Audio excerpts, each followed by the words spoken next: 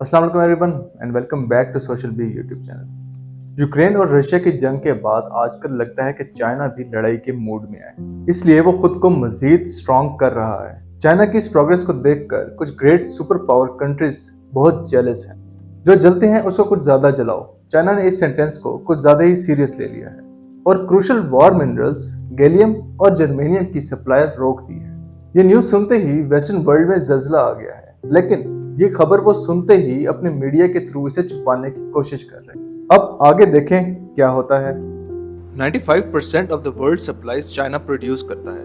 Gallium और germanium का world's largest producer भी चाइना है। जमीन का 90% से ज्यादा गैलियम और 60% से ज्यादा जर्मेनियम चाइना के पास है। ये crucial war minerals China export करता है, जिससे कंट्रीज खरीद कर अपने military equipment for example lasers, radars और स्पाई सैटेलाइट्स वगैरह बनाते हैं। मगर चाइना अब एक सुपर पावर कंट्री है और उसे अपने रेयर मिनरल्स की सप्लाई रोकने से नुकसान नहीं होगा। इसलिए चाइना ने डिसीजन लिया कि कोई हमारे मिनरल्स यूज करके प्रोग्रेस में हमसे आगे निकल जाए, इससे बेहतर है कि मिनरल्स किसी को दिए ही नहीं जाएं।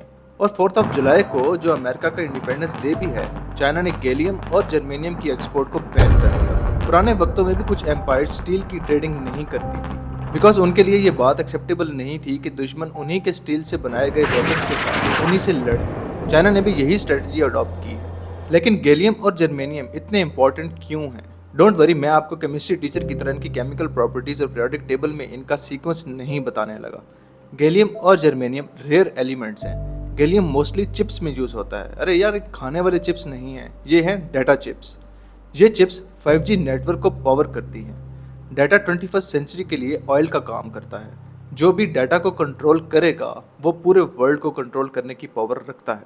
अमेरिका बिल्कुल नहीं चाहेगा कि वो ये पावर खो दे, बट चाइना ने कहा है कि ये बैन किसी स्पेसिफिक कंट्री के लिए नहीं बल्कि सबके लिए है, और चाइना की प्रोटेक्शन के लिए ये स्टेप उठाया गया है। दूसरी तरफ जर्मेनियम यूज होता है सोलर प्रोडक्ट्स में, कम्युनिकेशन के लिए, फाइबर ऑप्टिक्स में, नाइट विजन गॉगल्स में और मिलिट्री एप्लीकेशंस में।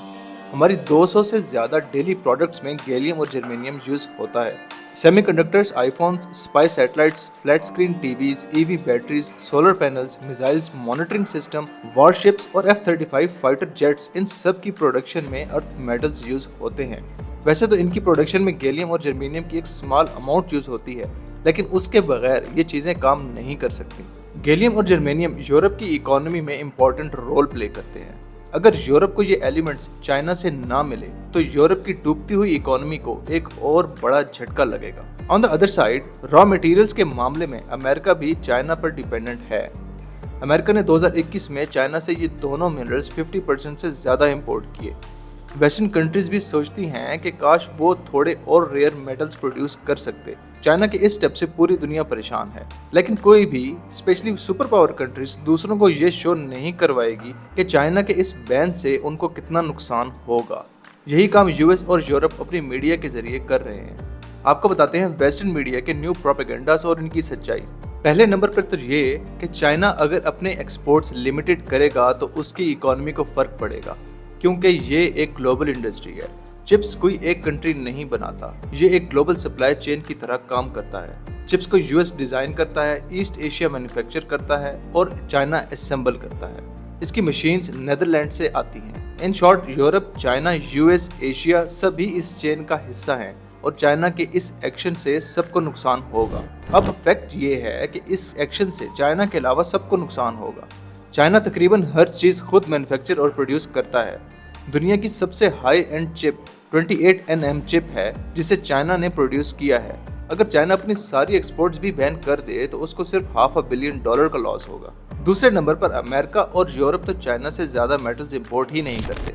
उन्हें चाइना के मेटल्स की ज्यादा जरूरत नहीं, वो इनके बगैर भी अपने काम कर सकते हैं। लेकिन फैक्ट ये है कि अमेरिका और यूरोप को इन मेटल्स की कितनी जरूरत है और वो इसकी कितनी इंपोर्ट करते हैं, ये तो हम आपको पहले ही बता चुके हैं। यूएस इंपोर्ट में 80% सिर्फ चाइना से आया गैलियम होता है। और तीसरे नंबर पर यह कि अगर चाइना गैलियम और जर्मेनियम नहीं देगा तो क्या हुआ?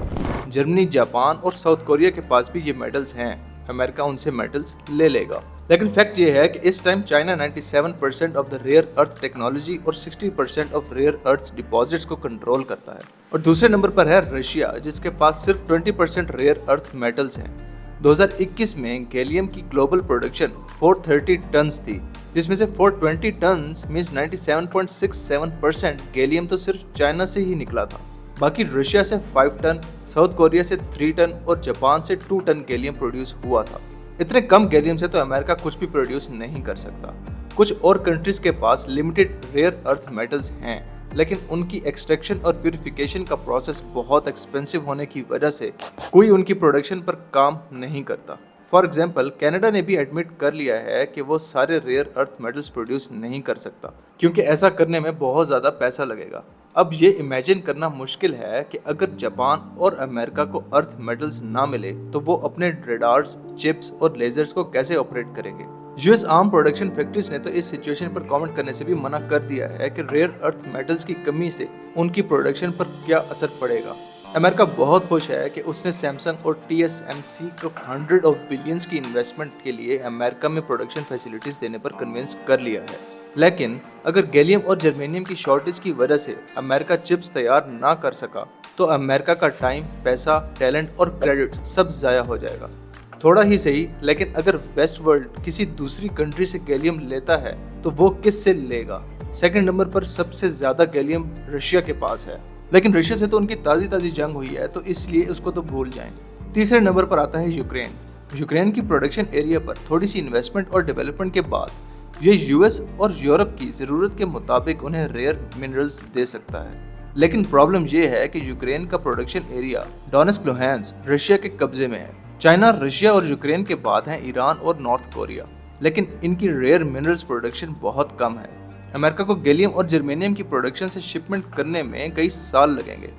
हो सकता है 2027 तक अमेरिका स्मॉल स्केल शिपमेंट और 2030 तक लार्ज स्केल शिपमेंट करने में सक्सेसफुल हो जाए, लेकिन तब तक चाइना 14 nm चिप्स बना के टेक्नोलॉजी में फर्स्ट नंबर पर आ चुका होगा। अमेरिका पिछले 30 साल से चाइना की टेक एक्सपोर्ट पर रिस्ट्रिक्शंस लगा रहा है, फिर भी सब चाइना के रिएक्शन पर शॉक्ड हैं।